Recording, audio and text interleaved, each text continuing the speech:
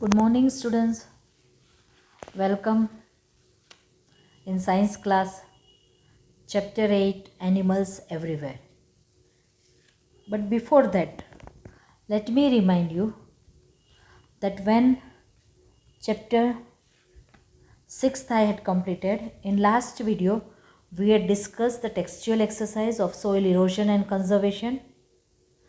Tick the correct answer, fill in the blanks, match the column, and short answers. And long answer also we had discussed in last video, but take the correct answer, fill in the blanks, match the column, and short answer. Some 7 or 8 short questions I had given that you have to write in your class workbook. Hope you all of you had written, I know. But again I want to remind you, if you had not written chapter 6 soil erosion and conservation, that is tick the correct answer, fill in the blanks, match the column, and write short answers. Some 7 or 8 questions I had given in worksheet form. If you had not written, now after 7 also you can complete that work. By mistake, if it is left to write, then after chapter 7 rocks and minerals already you had completed. After that also, if chapter 6 textual, this just now we are not writing long question answer. Question A, B, C and D up to write short answers. If you had not written, then with the help of the uploaded video which was uploaded on 7th August, in that everything we had discussed, and on that previous day we had discussed this textual exercise, tick the correct answer, fill in the blanks, everything. With the help of that uploaded videos you can complete that writing part. Now today we are starting chapter 8 Animals Everywhere. Keep your textbook open. It is humble request to each and everyone that whenever you watch this video, at the time be ready with your textbook, so it will become easier for you to understand. Hope you all of you are fine and in good health. Okay, let's start. In your textbook, see figure 8.1. Here also I had given, I will show you the same figure. It is given in your textbook. Animals that live on land, on trees, in water and in air. Now let's start. The natural home or the surroundings of an animal where it lives, eats, grows and has babies is called its habitat. But in your textbook, look at this picture of these animals below. Can you guess why they are grouped into 4 separate columns? See, again I will see in your textbook. In 4 columns they are grouped. Some live on land, some live on trees, in water and in air. So let's have a quick recap. What you had studied in Form 4. You know that animals like horses, lion, camels live on land. They are called terrestrial animals. But before that, what is habitat? The natural home or the surroundings of an animal where it lives, eats, grows and has babies is called its habitat. How we are living in our home? In the same way that animals are also having natural home because they live in open. So their surrounding, where they are living, where they keep their babies safely, where they eat, where they grow, that place is called its habitat. Large number of animal kingdom. There are lots of animals in animal kingdom. In plant kingdom, lots of plants are there. In the same way, animal kingdom, lots of animals are there. They consist of different kinds of animals. So animals can be grouped according to their habitat, behavior and body features. So it is very interesting to study the habits and the features of different animals. Animals live on land, on trees, in water and in air according to their habitat. all their activities will be also different from each other. First one, animals like horses, camels, lion live on land. They are called terrestrial animals. This you had studied in Form 4 that animals which live on land are called terrestrial animals.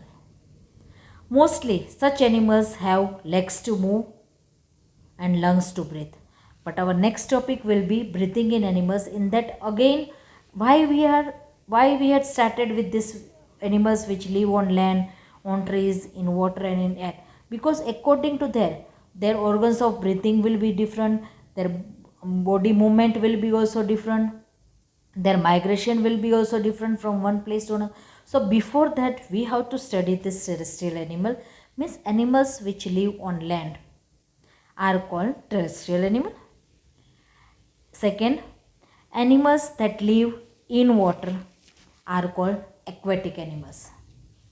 Animals that live in water are called aquatic animals. Fishes, snails, turtles and crabs are some aquatic animals. You know, all these animals have fins and lips for swimming in the water. Next, amphibians. Animals that can live both on land as well as in water are called amphibians. जो दोनों में रह सकते हैं, पानी में भी और ज़मीन पर. Again, animals that can live both on land and in water are called amphibians. Some amphibians are frogs, toads, salamanders and newts. If you are having Form 4 science textbook, in that also you can see. Next, aerial animals. Animals that can fly are called aerial animals. From the name itself, aerial means in the air. Animals that can fly in the air are called aerial animals. And if they want to fly, of course, what they have? They have wings to fly. Almost of all the birds and insects can fly. Mostly all that birds category are coming in that aerial animals, and mostly I am not saying all, but mostly all that insects are also coming in aerial animals. Arboreal, next. Fifth one, arboreal animals. Animals that spend most of their time on trees are called arboreal animals. Yes, best example, monkeys.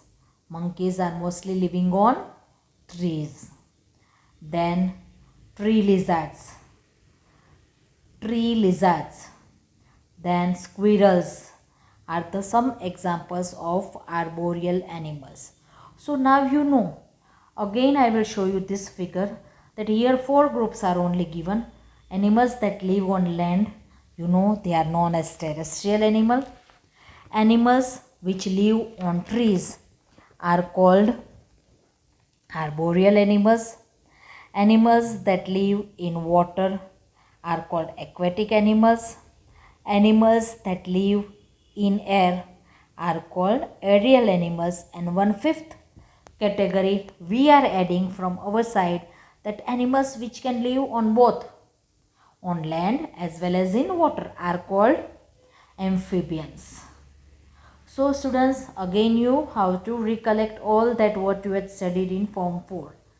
Now our next topic in this chapter will be breathing in animals. You know, each and every animals, we human beings are also animals. We need breath to get oxygen.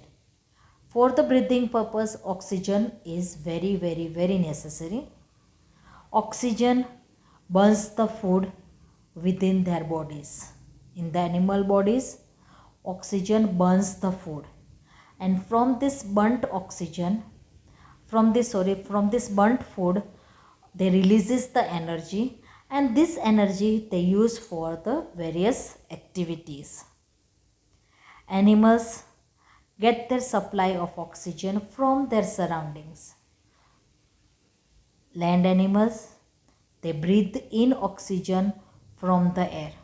The animals which are living on the land, they breathe in oxygen, of course, from that air, from their surroundings. And other animals like aquatic animals, they have to breathe or they take the oxygen from the water. In the water, dissolved oxygen is present. So our next topic will be breathing in animals. So students, you have to recap all these things, that animals which live on land are called terrestrial animals, on trees are called arboreal animals, in water aquatic animals, in air aerial animals, and which live on both land as well as in water are called amphibians. So now organs of breathing in animals, in that all the different animals, they are having different organs for breathing. So for that we have to learn this. First of all, we have to learn all this on land, in water, on tree, and on in air. So students, next topic will be breathing in animals and organs of their breathing. Thank you students.